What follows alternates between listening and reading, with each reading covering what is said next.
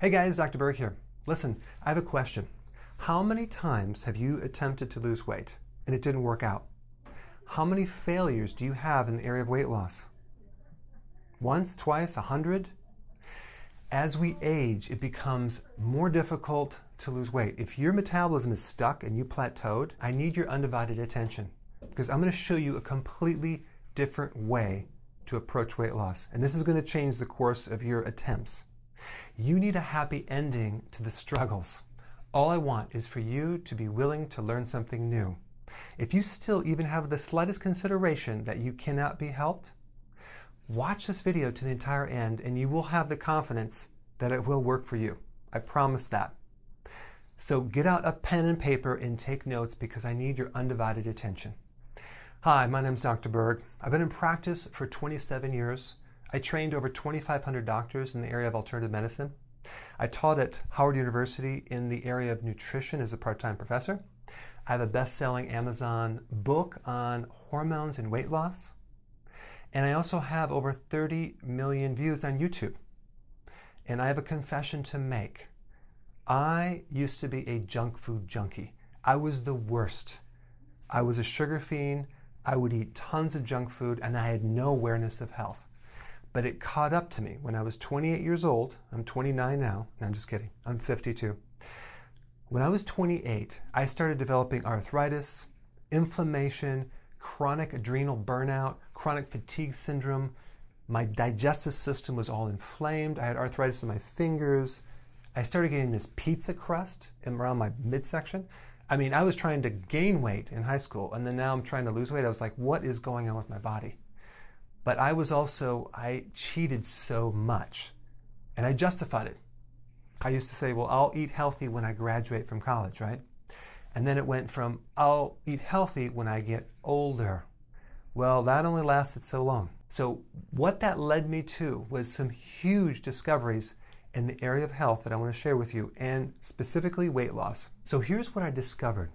You ready? Are you sitting down? People don't lose weight to get healthy. They have to first get healthy to lose the weight. It's get healthy first and then lose the weight second. Why? Because your weight is a symptom. It's not the cause. It's a symptom of an unhealthy body. Losing weight is actually very unnatural to the body. The body doesn't like to lose weight. It goes against its purpose to survive. So it doesn't like to lose anything. So the weight is the tip of the iceberg. The real thing is something that I'm going to show you next. The reason has to do with a very specific hormone that's holding down your metabolism. There are two sets of hormones. Hormones that make you gain weight and hormones that help you lose weight. Most mainstream advice focuses on the calories, but they ignore the hormone triggers. Instead, they try to stimulate the metabolism. They try to give you an appetite suppressant. They're trying to, do some type of trick to trick your metabolism through some exercise, but that is never going to work. Now, I'm going to show you the secret, but I need your full attention. If you checked out, check back in right now because this is vital. So the hormone that stops you from losing weight is called insulin. A lot of people know this as relating to diabetes, but it has another function, a huge function, and it is the hormone that puts fat not only on your body, but mainly your midsection. It also prevents you from losing weight. It's called the fat storage hormone. And here's what people don't realize. In the presence of even a tiny little bit of insulin, all fat-burning hormones are shut down.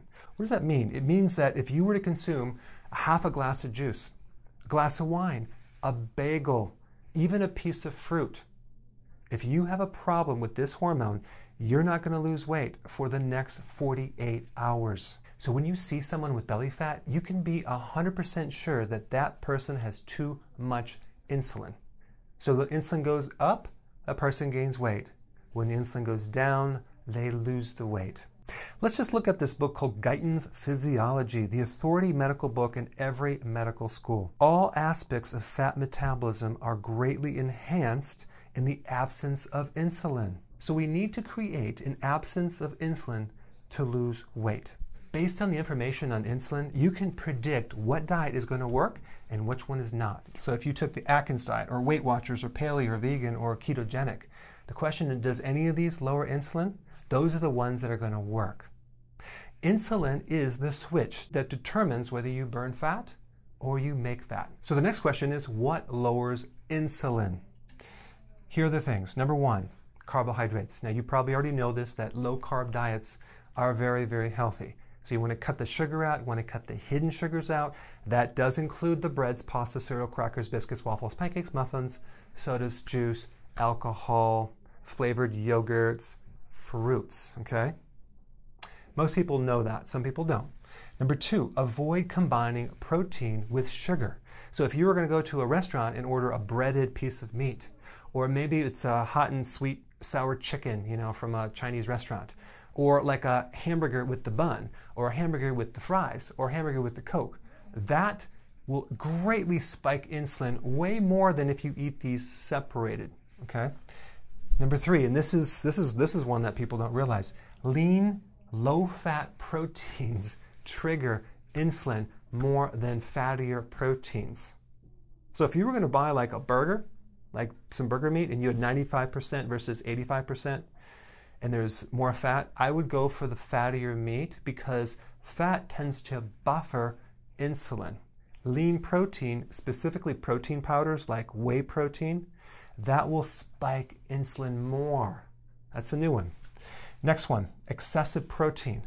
Large amounts of protein convert to insulin. So the ideal amount of protein is between 3 to 6 ounces. Okay, I hope you're taking notes. Next one, MSG, monosodium glutamate. What is that? That is a chemical that enlarges your taste buds to make the food taste more savory, to make it more delicious than it really is. All the fast food places have MSG in their food. Peruvian chicken, they put MSG, like a ton of it. And so there's MSG in so many foods in the grocery store.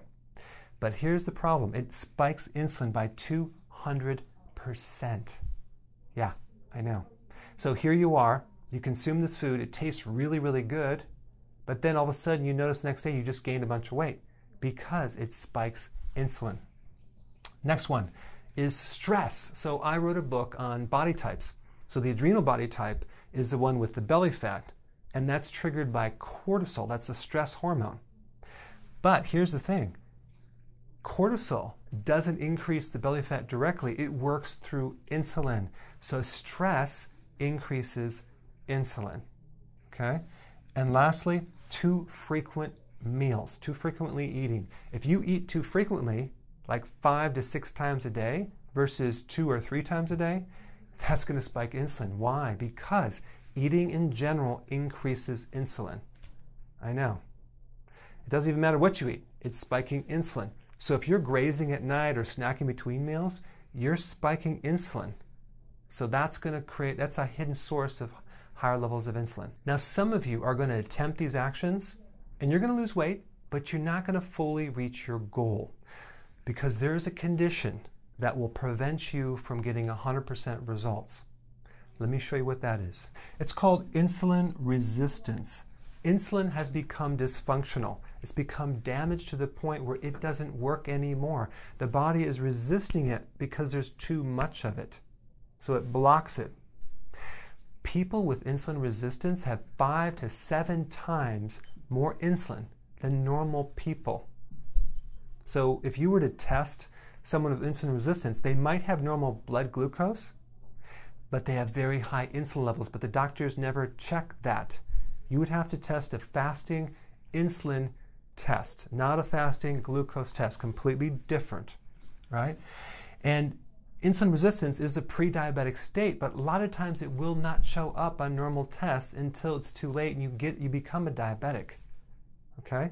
So now let me show you the symptoms of insulin resistance. So number one, belly fat despite how many sit-ups you do. You cannot lose your belly fat no matter what. Number two, you get plateaued despite eating healthy. Number three, when you eat carbohydrates, you feel better. It reduces your stress. You become less cranky. Number four, you crave sugar and carbs. Number 5, a need for a nap after lunch. Number 6, brain fog, dementia, absent-mindedness. You start lacking the clarity of focus, especially when you don't eat. Number 7, worse eyesight, especially as the day progresses. It's like at night your vision is worse. I mean, think about a diabetic. A diabetic, they go blind. Why? Because the blood sugars are needed to be normalized to actually feed the eye. So since insulin resistance is the pre-diabetic state, you could have vision problems well before diabetes, okay? And it's just bad eyesight. Next one, not satisfied after you eat. You need a little something sweet after you eat. Why? Because the cells are insulin resistant. They're blocking insulin, and so you can't get the fuel in the cells. So the cells are starving, yet you gain only this weight. You become fatter, yet you're starving to death. Next one, the need to urinate in the middle of the night. Wherever the sugar goes, the water goes. So in other words, you might have fluid retention, but you also might be just peeing in the middle of the night once or more than once, and that's a symptom of a pre-diabetic symptom of insulin resistance. Number 10, swollen belly as the day progresses. Do you find that in the morning your stomach is a little bit lower, but at the end of the day it's swole up, or maybe after you eat it just swells up? That's insulin resistance. So you can see insulin creates a lot of problems. Now, there are also dangerous long-term side effects of too much insulin as well. Heart disease, diabetes, as you might already know. A fatty liver comes from too much insulin, especially if the person doesn't eat or drink alcohol. It's coming from the insulin part. High blood pressure is too much insulin. That's why when you actually fix the insulin issue, the blood pressure comes down. High cholesterol, because insulin converts sugar into cholesterol and triglycerides. Stroke has been connected to high levels of insulin. Dementia is a little plaquing in the brain that stops the brain from working. And Alzheimer's, amyloid plaques it's called, that comes from too much insulin. So you could see that insulin is the common denominator for so many health problems that go beyond just belly fat. Okay, so the next question is, what do we do? Now, before I get into this, I want you to, if you've checked out, just check back in with me right now, because I need your full attention, because some of you might have brain fog from insulin resistance, okay? So the strategy is very, very backwards. We're not trying to treat a disease. We're not trying to treat weight loss. Medicine, healthcare, really is the management of symptoms. They're not getting you healthy. What's missing in healthcare is the health part. So what we want to do is we want to get you healthy, then lose the weight. We want to get the insulin system healthy. We want to get the hormones healthier so you have a chance to lose weight. So here's the question. Can you do it with food alone? That's a very good question. Maybe if you were to have all organic food that's from fertile soils, that from the farmer's market or the health store, and you can make sure that it's grown on soil that's very, very healthy, you could probably do it. But here's the problem. In the U.S., the soils are so depleted. In the 1900s, the nutrition content was so much higher in America than it is now. And you can actually research that and find that. Think of the USDA RDAs. If you look that up, which I have, like the nutrition was way higher. Now it's depleted because the farmers have not been putting the nutrition back in. Now in Europe, people are thinner than Americans. I believe because their soil is richer, okay, with nutrition. In Africa, you know, the kids, and even Africans, they don't have teeth problems. They don't get cavities. They have perfect bone structure. In America, everyone goes to the dentist every 5 seconds and fills a cavity. That has to do with the richness of the soil. What makes the soil rich is the minerals. The minerals are necessary for vitamins to be made. So the plant can pull the minerals and make certain vitamins. Okay? That's how it works. Your food is only as healthy as the soil it grows on. Let's just take one mineral that insulin is dependent on, and that has to do with this one mineral called potassium. Potassium is something that you need in large quantities. You need 4,700 milligrams every single day. Now you might say, well, I eat a banana a day, so that should be enough, right? Bananas only have 300 milligrams. So how many bananas would it take to equal 4,700 milligrams? If one banana is only 300, that's 15 bananas. You'd have to eat 15 bananas every single day to get your potassium requirement. Let's say avocados. Avocados are high in potassium, right? You still would need 5 avocados every single day. You would need 10 cups of vegetables every single day to get your requirement for potassium. Why is this? That's weird. It has to do with the soils. The soils are so depleted. Welcome to America. You're consuming empty nutrition. Even when you eat the food, remember growing up how the food used to taste really good? Now it's like empty, a tomato. And you go to maybe other countries, it's like rich, it's amazingly delicious. So the point is that this is just one little mineral. So that blew me away when I found that out, but it is the reason why it's causing our endocrine system to suffer and creating massive deficiencies in hormones and glands. So I did some research to find out what ingredient, what remedy that would be grown on organic, nutrient-dense soils that could provide enough nutrition to get us healthy. And this is what I found. Here it is, wheatgrass juice powder. Now why? Because wheatgrass juice powder has some amazing properties. First of all, 1 teaspoon is equivalent to 6 to 10 shots of wheatgrass. Also, it's equivalent to 1 tray of wheatgrass, 12 inches by 20 inches. So 1 teaspoon is equivalent to 1 tray of wheatgrass. It's incredibly concentrated. It's 100% organic. There's no gluten, no GMO, anything, no preservatives. But this is what's cool. It's grown in an ancient seabed. That's an old ocean floor that has all the dried trace minerals, the salts. So when this wheatgrass is grown on that soil, you get incredible properties of minerals that have been pulled up into the plant. Talk about a fertile soil. It's incredible. In fact, the only other place that I know that has that type of soil is where there's like volcanoes, volcanic ash in different parts of the world.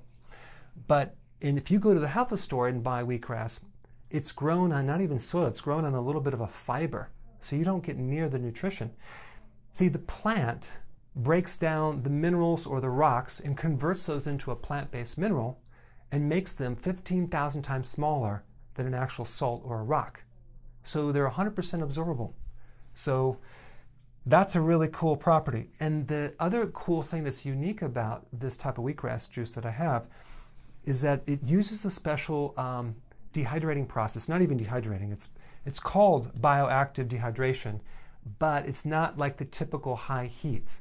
The temperature that they dry this out goes up to 106 degrees. That's like lukewarm, but only for a minute.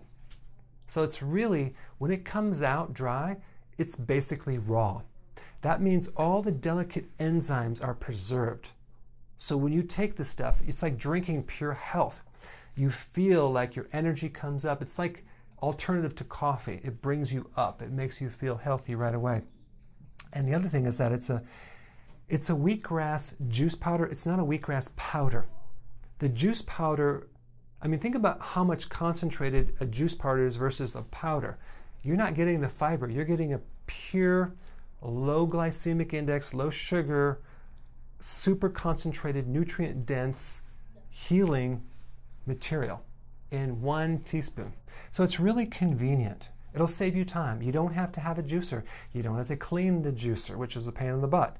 All you do is take a scoop, mix it with water, shake it, and drink it. Okay? Now recently I've upgraded my wheatgrass to this right here. So what I did is I added a type of organic wheatgrass. It's called kamut. Kamut wheatgrass has additional health benefits. It's loaded with the antioxidant called selenium. It's loaded with amino acids that are even more than regular wheatgrass. It's loaded with healthy fatty acids and a lot of other nutrition as well. And this wheatgrass was originally, this wheat berry was originally used by the Egyptians long ago, and now they're bringing it back. It's quite amazing.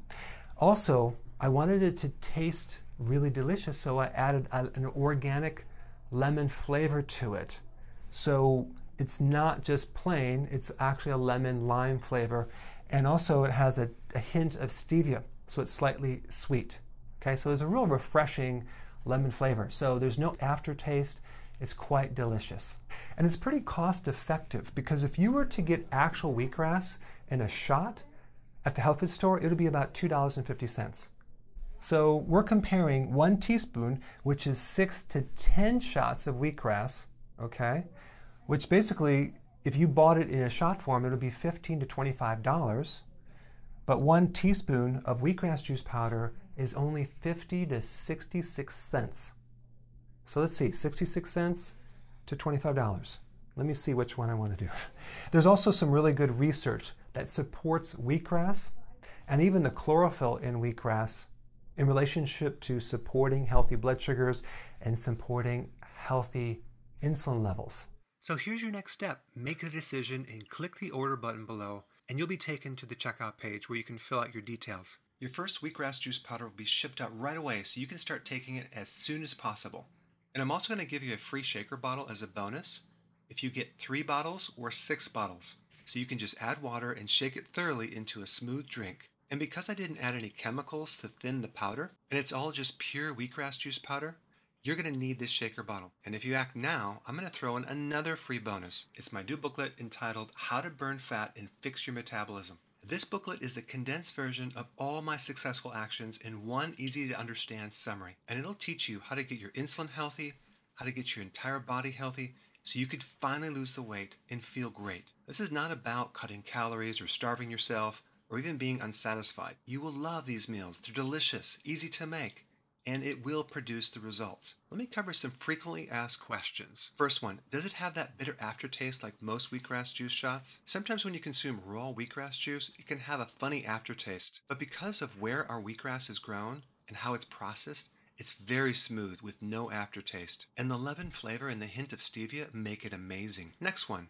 does it have gluten? No, it's completely 100% gluten-free. Could I substitute this instead of eating vegetables? I recommend you have both. This product is an enhancement to your diet, not a full replacement. Next question, can I mix it with protein powder? Sure, it's not a problem. It might give you a little lemon taste to it. Next question, can I give it to my kids? Absolutely, they will love it. What does it taste like? It tastes like a satisfying, slightly lemon drink. Can I take more than one? Sure, some people take one in the morning and one at night. When is the best time to take it? You can take it anytime, but the feedback that I'm getting is that it'll wake you up in the morning and help calm you down at night. Where can I get the nutritional profile? Go to my website under FAQ and supplements and you'll find it as a download. So what are you waiting for? Let's do it. Click the button below. 50 cents a day is going to be worth how you're going to feel, how healthy you're going to get, and how you're going to look in your clothes. Thank you so much for watching.